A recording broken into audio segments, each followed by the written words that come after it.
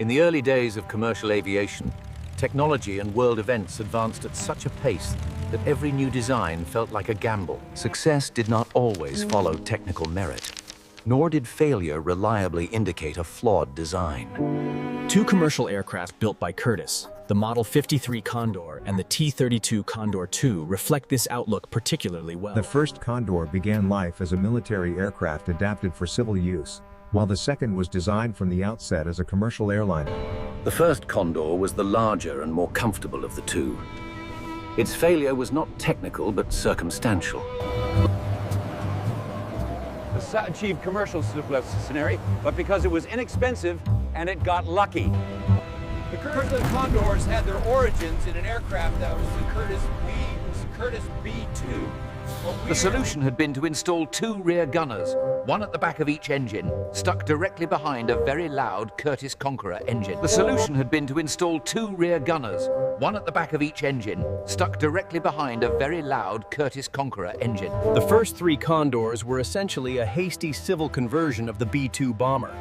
The only real difference was the fuselage. Unlike the B-2, the pilots of the Condor enjoyed the benefits of a fully enclosed cabin, directly connected to the main cabin. Passengers had 3 inches of soundproofing insulation, known as dry zero, and more importantly, its cabin heating. What it could not do was deal with the financial fallout of the Wall Street crash. 2 months after the maiden flight, Glenn Curtiss would fly for the last time shortly after he passed away. The Condors were sold at a loss. They were stripped of all comforts. 27 tiny chairs replaced the 18 plush seats. it had to reopen its closed manufacturing facilities. The result was the visual anachronism that is the T-32 Condor II, intended to look archaic but perform modern. It featured a state-of-the-art electric retractable landing gear, powered by a pair of 650 horsepower Wright Cyclone engines. A streamlined vertical stabilizer and rudder replaced the biplane tail. All control surfaces were mounted on ball bearings.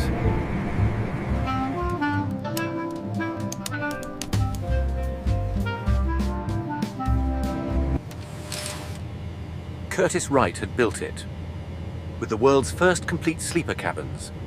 American Airlines were quick to advertise their new planes, placing no extra charge on sleeper service. Pilots found it a delight to operate.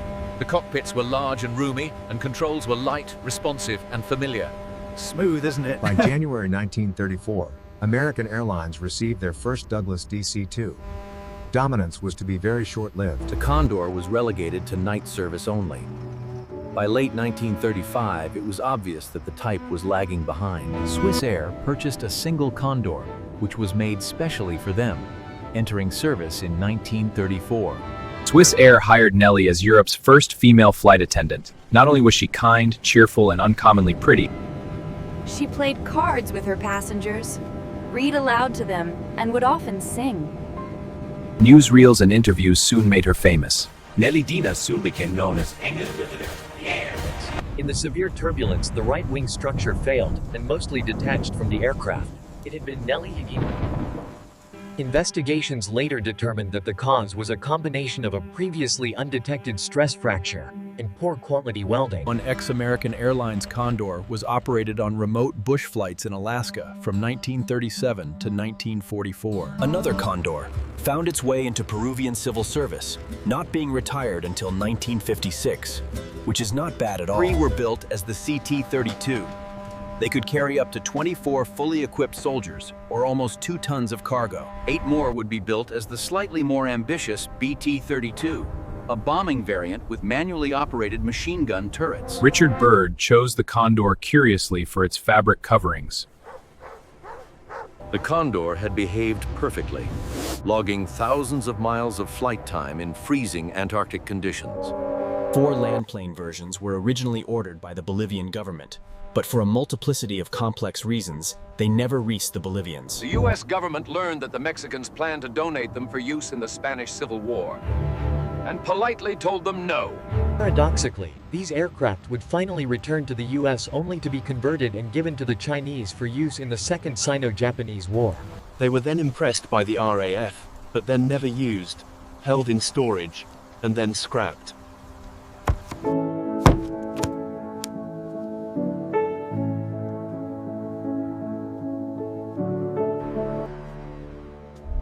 Unfortunately, no examples of either Condor survives today.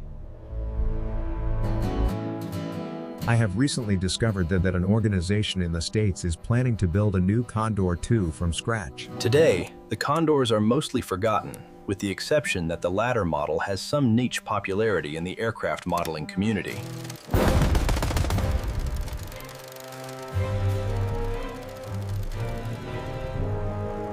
People often ask why I cover these sort of aircraft. I've not done a single one yet on, say, the Hawker Hurricane, the Spitfire. I wanted to focus on the aircraft that have been neglected by the history books, as they're the ones that have held my interest. Making a video that is worth watching on set topics is a monumental amount of research. But those videos are coming.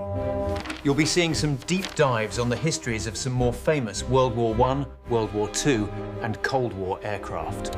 I will, of course, continue to cover the obscure, the weird, and the wonderful.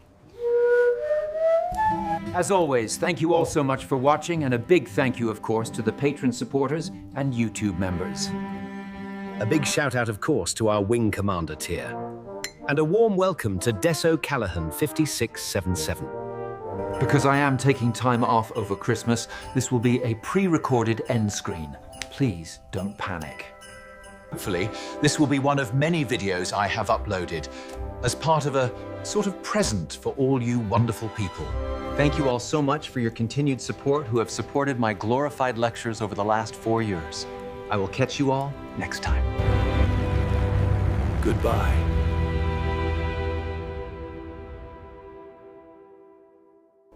A warm welcome to Deso Callahan 5677, who is the newest member of this special group.